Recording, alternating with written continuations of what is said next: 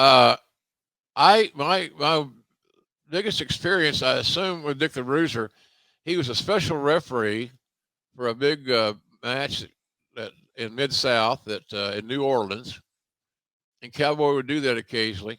Look at Bruiser's right. If you're watching on YouTube, look at the Bruiser's right arm, and Yes. look at that shrunken in bicep. Yes. Yeah, he tore a bunch of them.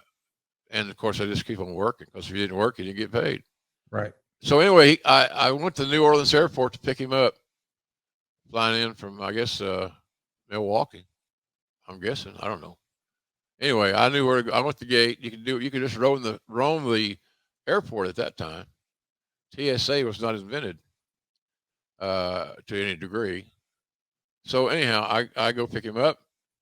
He's wearing a lime green suit type thing. It was a suit with 3/4 sleeves, about the right here, lime green. He had a lime green tank top on, and of course the slacks to match the suit. And he was about 5 feet 8 or 9. He might have been 5'10". That's a stretch.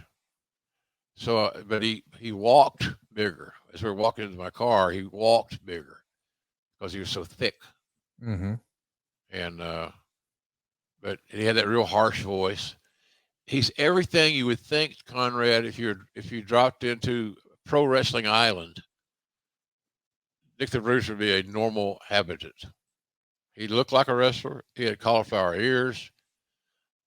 He had the wrestler's blonde bleach job. He did anything he could to show off his shoulders and his arms. He's smart in that regard.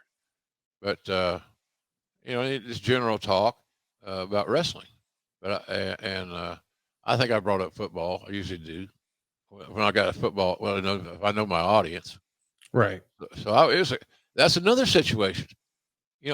Back in my day, as Tony Gurria would say,